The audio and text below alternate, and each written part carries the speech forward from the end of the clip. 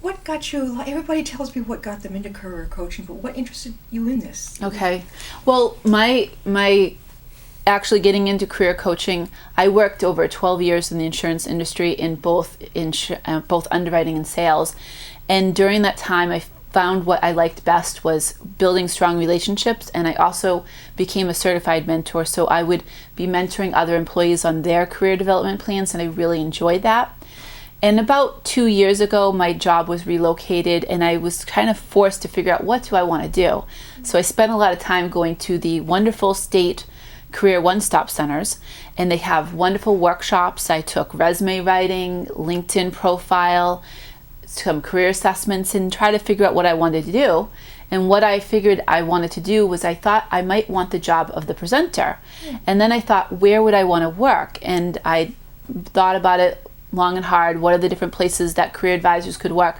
And I really decided that I'd like to work in higher education. So I went to talk to my career advisor at Fitchburg State and got to talking to her about possibly career advising and say, hey, can I have your job? Kind of joking with her.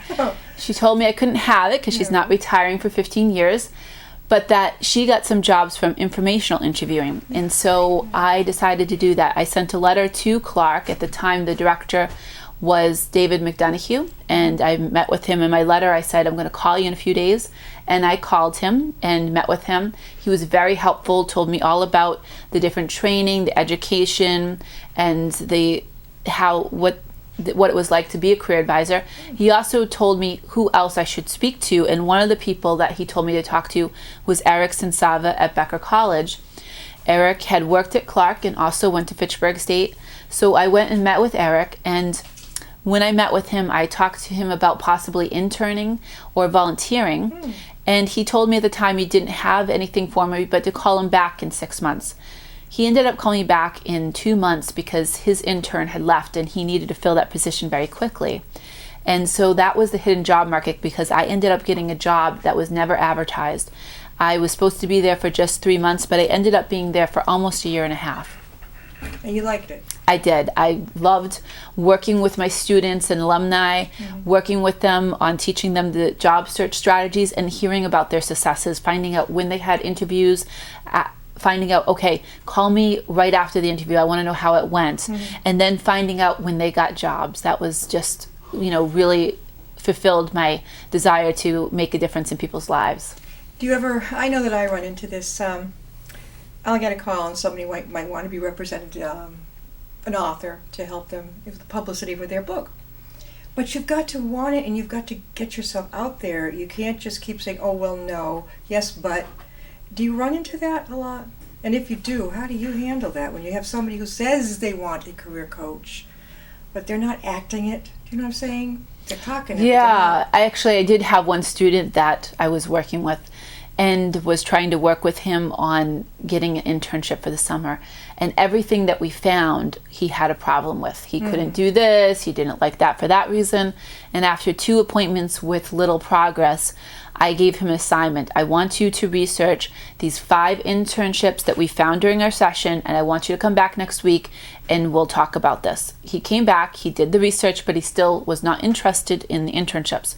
I then told him, this is not going to be your lifetime career. You need to make a decision. You need to apply for 3 of these. He did apply for 3 of the internships, and he got 1 interview, and he just actually contacted me and told me that he's really enjoying the internship. That's good. So basically you had to put the pedal to the metal with him. Some people you do. And do you find that it's hard to do that a little bit? Like, oh, I'm going to have to push? Yeah, it's kind of like that, gentle nudge. Kind of nudge, exactly.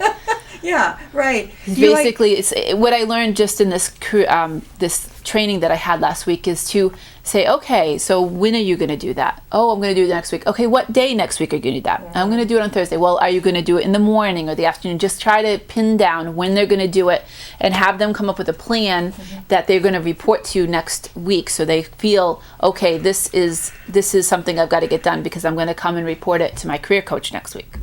Well, the difference between a young person, say in their late teens and their 20s, 30s, is going to be different than dealing with somebody who maybe got laid off at 50, 55, 60, who's raring to go, calls you up, I need a career coach.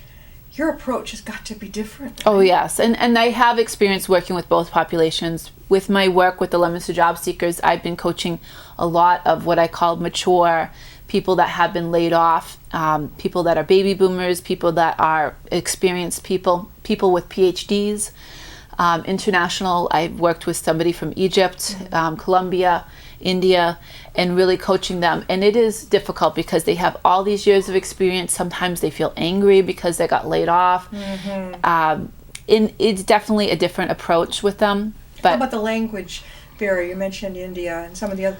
That could be a problem too. Yeah, and with those countries, they have English because English is taught in their schools, especially India and Egypt.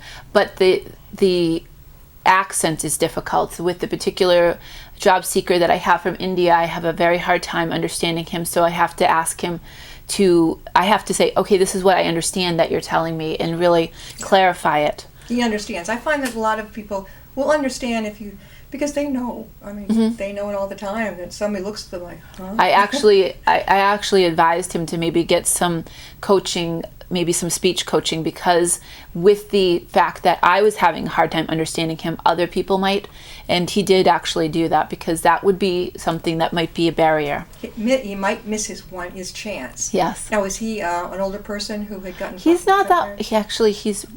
I would say that he's not that old. He's definitely not a baby boomer. He's very, very educated, has a PhD and MBA. I think with being from India and having the language barrier, that's been a difficulty. It's got to be extremely hard. I've met them in networking groups. There's a Hopkinton networking group. And I've been a couple, through the years I go off and on, and sometimes I'll see the same people sitting there.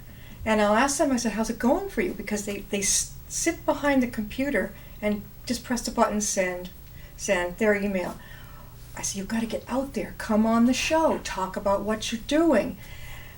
I don't know. I don't understand that mentality. Do you see that a lot? I do, and I actually talked to one job seeker that had applied for over 600 jobs in 1 year. Online. Yeah. So she finally got one job. It lasted for about a month, and I asked her, well, how did you apply? Because at the time I didn't know. 600 jobs, that's about 20 jobs a week. She told me it was all online. And I think what the mentality is, you feel like you're getting a lot done. You're sitting there in your pajamas, you're applying online.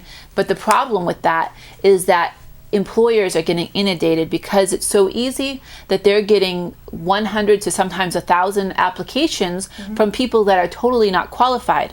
So now they came up with application tracking software. Is that thing that can knock you off right off the bat? Right. So if you don't have the right keywords, your resume is never going to be seen by a real person. Now, how do you find out these keywords? You don't? You can find them out. I mean, one really good source would be ONET. And I would just Google ONET. It's a government website, and you can look up different occupations, and it will give you skills, keywords, education. ONET. I would just Google ONET. The letter O, net, and Google that. That's it. That's it. It'll bring you to the website. It's a government website by the Bureau of Labor Statistics, and it has really great information on building your key skills and your keywords. I would also look at job descriptions. If you want to be an insurance underwriter, pick up 3 different job descriptions from 3 different companies and try to figure out what are the words that you're seeing over and over again in each of those job descriptions. You better have those words in your resume and in your cover letter.